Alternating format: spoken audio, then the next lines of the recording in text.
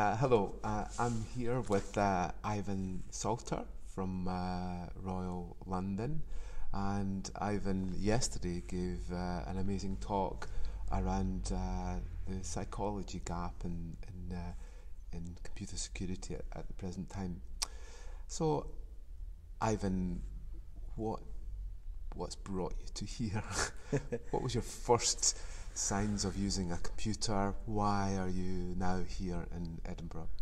It is quite interesting. When I was talking about psychology, about humans or motivations, why we do certain things, it goes to my life. Why I ended up to be a security expert. So when I was little, I was this kind of creative person. I like to paint, I like to write, read about the Greek mythology. But when I was a teenager, I started to hear things about computers. So I convinced my dad and mom to buy me an Amstrad to learn BASIC. So, wow, when I was with that keyboard, I said, oh, I really like this.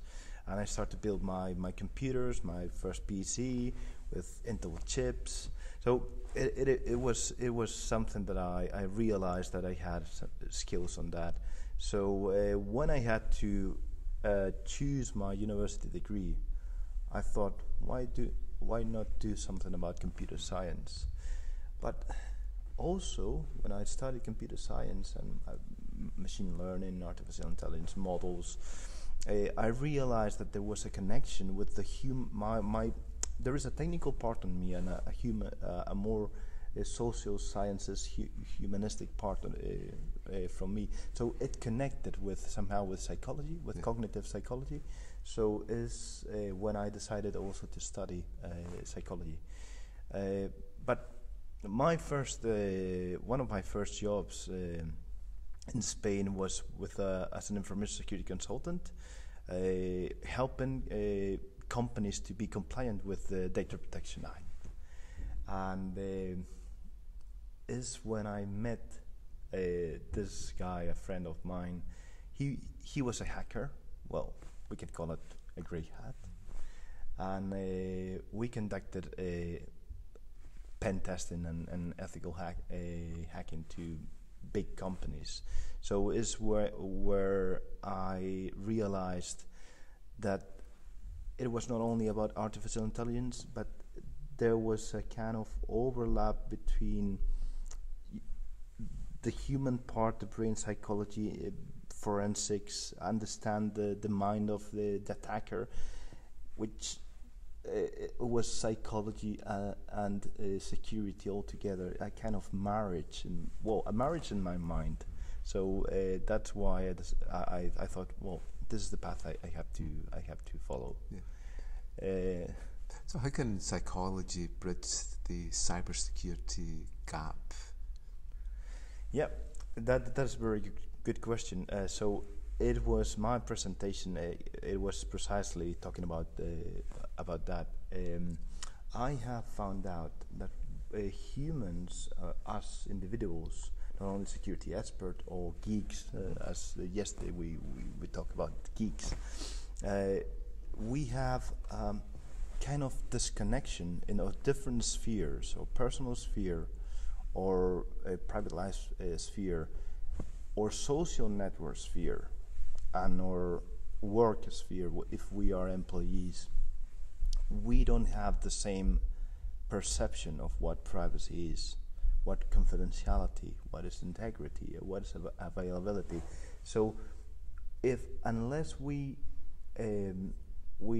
find a way to build a holistic concept of privacy across all these spheres, we cannot help an individual to behave and change the attitude towards security. I really understand and change behavior. So we have something and that's why I call it a gap.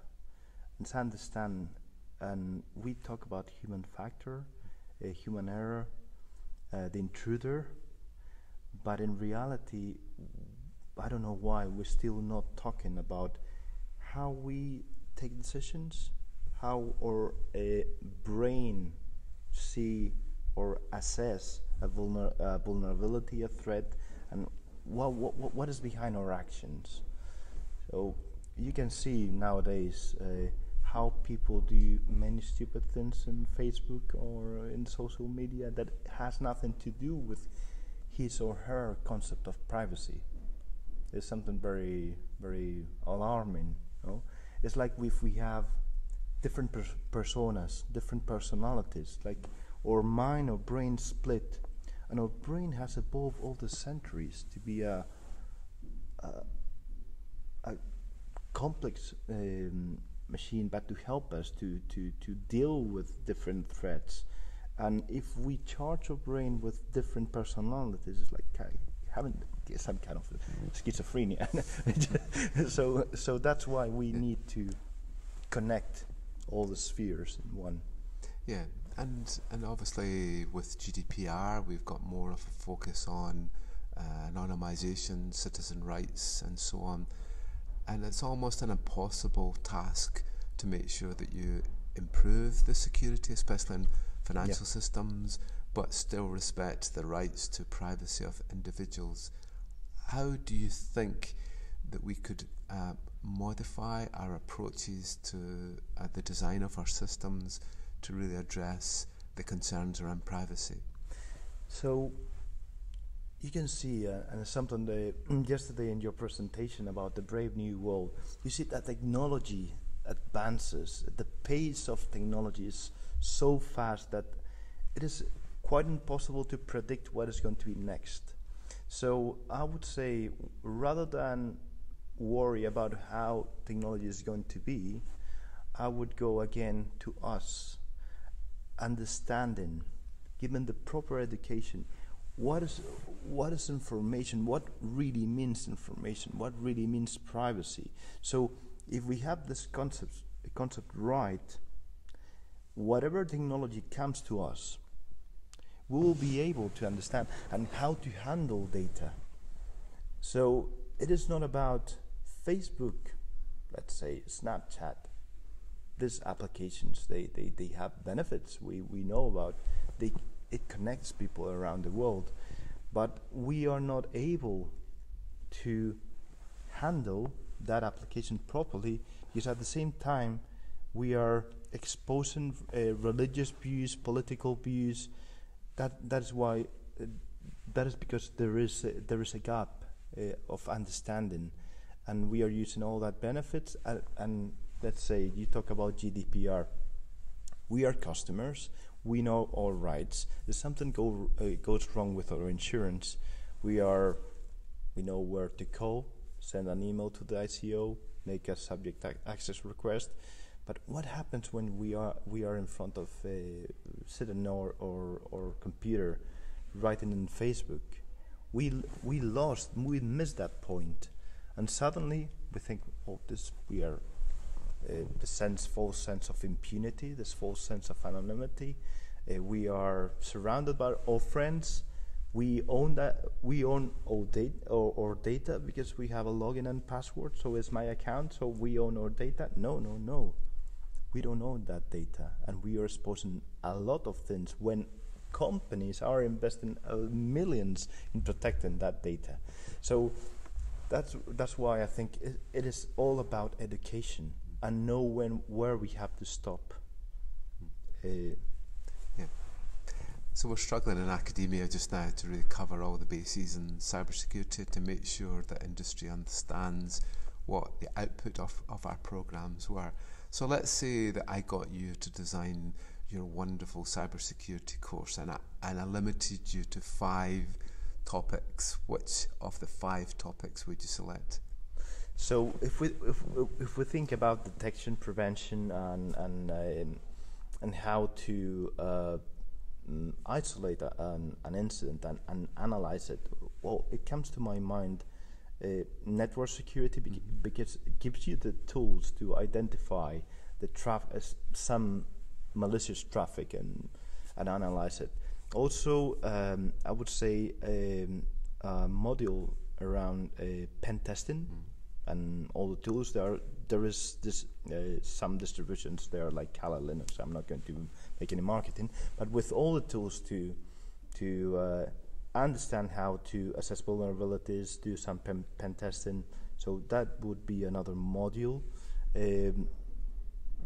Risk assessment, because it is not only about having the tools, it's knowing when you have to use that tools.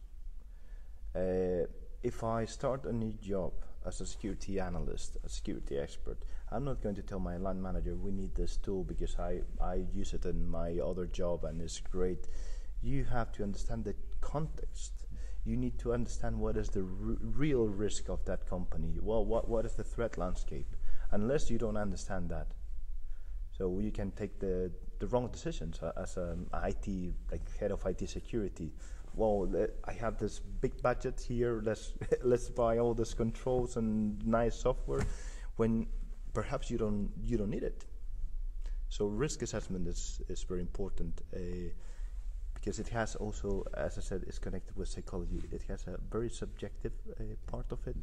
When you assess risk using qualitative frameworks, and then you have the quantitative frameworks, which I know that is more time-consuming, resource-consuming, but there are some methodologies there, like Monte Carlo, FAIR, which are really good.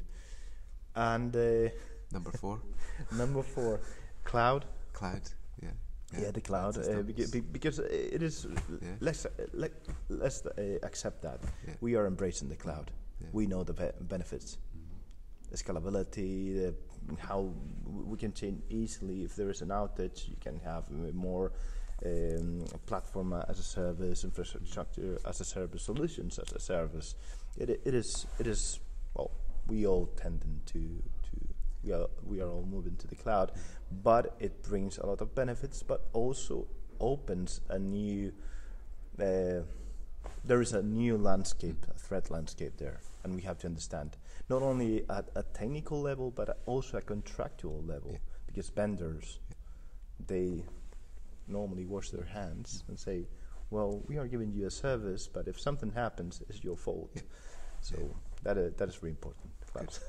Number 5. And number 5, bring all this knowledge around data privacy, but in a multidisciplinary level, with all the background on research and social sciences, like behavioral economics, how we take decisions, how we see privacy,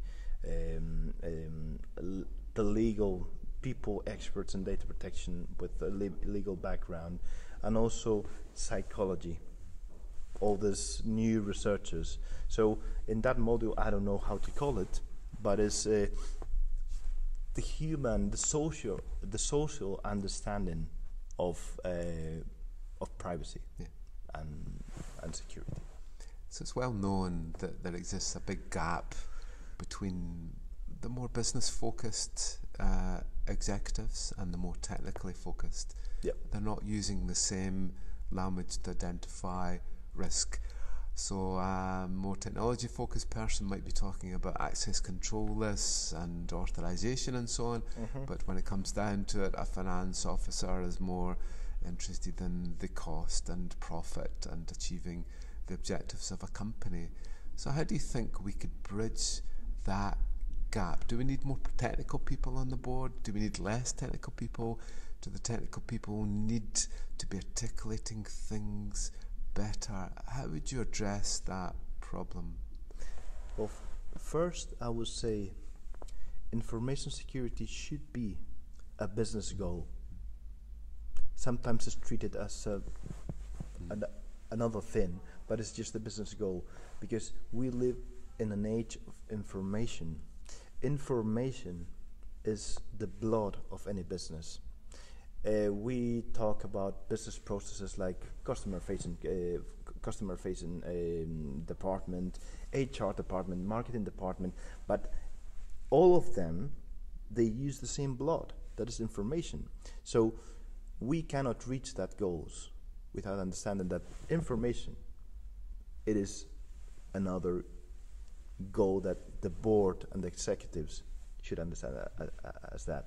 So securing that is your asset. Securing that is so important, and how to build that bridge between the technical staff and the and the board, because they talk different languages. So first of all, have a tailored risk management system, which is able at some point to join the outcomes, the MI from the technical staff with the MI from the board, and analyze all that data and bring some conclusions. So we are going to talk. So you still able to go with the reports to the board without having to use the technical jargon, because all the work was done by the risk management system, and move towards semi-quantitative or quantitative assessment. I think it's really important, because there you also talk about money. Yeah. It brings the threat, but also tells you about money. Yeah. So it's what. Yeah. And the other gap that exists is probably the massive gap between digital trust. I do cryptography. I see only a digital world with encryption keys and anonymization and digital identities and digital signing and so on. And I know that is 100% sure, because it's all based on mathematics. But on the other end, you've got the human aspect of it. And we see the padlock and the green colour of a browser when we see a valid URL. In Estonia, they have a mechanism where anyone who accesses a citizen's record will see that person, and it's possible for the citizen to find out why that person accessed their record. That increases human trust. Yeah. So how do you think we could bridge the gap between amazing digital trust and human trust? What are the mechanisms that, say, a bank, a healthcare organisation can put in place to make sure that the user actually does feel safe? Yeah, so it is all about, as I said before, education. If we are able to build this holistic concept about privacy, and governments, politicians, programs in TV, they start to educate people about what privacy means. That is really a green lock in our browser is going to connect with all the different examples, because we have to translate. So I was thinking when I was writing my presentation, I put, but I didn't have time to talk about it. It was a kind of joke. In our personal sphere, I put another circle that it was our dreams. So if you think about our dreams, it's one of the most mysterious and accessible part of our mind, and it uses multi-factor authentication, because to decipher the dreams, you need perhaps a psychoanalyst, but you need something you have, something you know, and something you are. Yeah. Because if not, you are not. Yeah. So it is perhaps an example that goes beyond what is security. But saying that is that there are ways, and I saw that in your presentations. You educate, you don't train people. With all these toys that you bring around, that there are toys that we are using in our personal life, you are connecting two layers, the personal layer and the more technical layer. So it's when some part in our brain connects concepts. Because as I said, we are playing different personas in different spheres. So if we connect that personas, we say, oh, look, we have a bear that I use to protect my child's, but somebody technical is going to show me that it's doing something else. So you connect the cyber security aspect with the personal life aspect. So it's when that memory, everyone that is not a techie is going away from home and is going to remember Bill's Buchanan presentation, and that is what we need to do. Connect concepts. Yeah. Don't isolate concepts. Don't bring and throw all these numbers, all this malware things, and because it's quite daunting if you don't have the technical knowledge to see all the screens, these cyber attack maps, if you are not able to connect it. And I think it's the wonderment of technology. I find technology absolutely wonderful, and I've got to have the latest gadget and play with it. But I just can't believe that designers can't think about the security aspects. They obviously make it easy to use, easy to set up the Wi-Fi kettle, but actually there's a backdoor in there, and it's really compromising the whole infrastructure of us building a brave new world. Yeah. I wondered about your background. So you're obviously based in industry, but you've come into academia at points in your career. So many people would say, well, why come back to academia? Why not go through the industry certification route? So what would you say are the benefits of being in an academic environment? What changed your approach to things? What didn't you like that much? And please be honest. So, it is. If I'm talking about work, I really like the academia. I mean, it's perhaps in life you have to take decisions. You have a family, you have to support it. So I'm going to be very basic, and that is a part of Maslow's XY. It is also about money. It's not only about ego. It's about money. So I really like the academia, and that's why I pursue and convince Royal London to support the Cyber Academy, because I think we can together find really good venues and ways of collaborating. So I like both parts, and I would try to keep both parts, the private industry part of it and academia, if I could continue collaborating with it. So when you were talking about certifications, industry certifications, I have CISP, I have CISM, ISAC, ICS squared. It is all about knowledge. So knowledge gives you the answers, but I will go back to academia if I want education. And education for me is really important, because it could change your attitude and behavior. It's not only knowledge transfer, and that is for me, it's vital. It's not only about knowledge. It's not only about. Isn't also you have the theory, you have all these things that you professors and academics that you do really well, that is help us to see things in a positive way, that is attitude, and also know how to have the right questions about the topic. So certifications are good, are demanded if you want to progress in your career, but I think that is in training and awareness we have to think more about. We use the word training, but it should be also about education. Parents, they don't train their kids, they educate their kids. And it's all about attitude and behavior. It's not only the knowledge. You can say, well, this is the way you use forks on the when you're on the table, but why? Why you have to use it that way? What it means?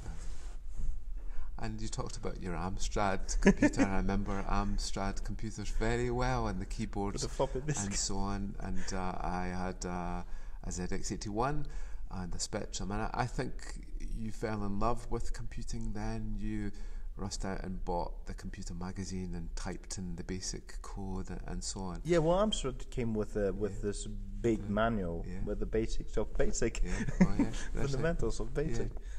And maybe our kids aren't being exposed to that. They don't really see what's behind the technology. Yep. And so how do you think we can move our next generation from being technology consumers to people who can really properly create, who can innovate, who can change and really understand the inners of a computer system?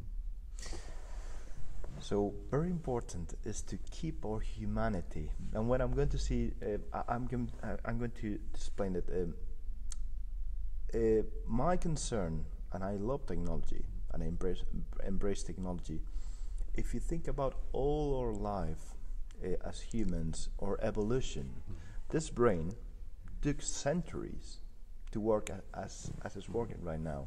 So being able to recognize a voice, the tone of the voice, if it is threatening, if it is sad, all this that in machine learning, artificial intelligence, how difficult it is to build that codes and make it work accurately. So we were given a wonderful machine that is the brain. So the problem is that now that we are jumping to a digital world, many of these circuits within our hypothalamus, our eyes, everything, they are not used.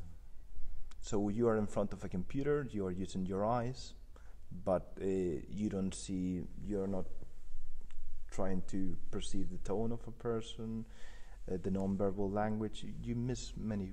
It's what many times some psychologists they say. Well, with calculators, you will miss the ability to do maths in your brain. So yeah, it is moving towards the digital, but being able to keep our humanity. So innovation, art, all the Renaissance in Italy, everything it's about being creative. So my concern is that if we are so obsessed about technology and we fully move into technology, we may miss our brain. So things away. So I totally agree, and I think we're asking our next generation to be a jack of all trades, to understand so many things. At one time you could concentrate on being a database engineer and you could do SQL. Now you've got DevOps and SecOps and DevSecOps and things like that. And it's unfortunate, but I think that's the modern world. We'll need people who are adaptable, who can solve puzzles, who will move from the business side into digital forensics in an instance. And it's a difficult thing, but it is obviously such an opportunity for our next generation to come through. Is there anything that I haven't asked you about that you think is really important about the conference, about Edinburgh, about where you've come from, and what your motivations are for the future? Yeah, so about where I come from. I grew up in Spain, but my dad is Scottish, from Aberdeen. Mm-hmm. So I grew up with this like sense of belonging to everywhere and nowhere. So that's why I think we are all connected. And I'm going to quote Carl Jung. I think we are all connected through the collective unconsciousness. So for me, the new, and when we talk about the bands, the net, Web 2.0, social media is becoming the new collective consciousness. Connect all, it's like a big consciousness. And we also have to understand the mechanisms of that, because it could be used for good, it could be used for bad, as we can see. Yeah. So it's and I came to Edinburgh. I love Edinburgh. It's a very nice place, a very modern city with a lot of opportunities. And I thought going forward, it's going to attract more companies. So we have a very good universities in Napier. I did the master in Napier. I recommend the master, by the way, the master in advanced security and digital forensics. Really, really good. And you have companies, finance companies, and innovative digital companies. So there is a lot of opportunities here, and honestly, I don't really care about weather because you have holidays. That's it, yeah. When it's nice, you really have a great time. You have a beach, you can go to beaches, and you can have hills, you can have parks, you can have city life, whatever. It's all here, and hopefully the infrastructure is obviously around finance. So the banks are here, and that's where many of our graduates are. And I think we need that trust reputation to make sure that Edinburgh is seen to be a place that you can trust to look after your money and also your data, hopefully. Well, thanks very much, Ivan, for the chat. Well, and thanks, the pleasure is mine. Yeah, hopefully we can catch up quite soon. And thanks very much. A pleasure. Okay, thank you. Thank you.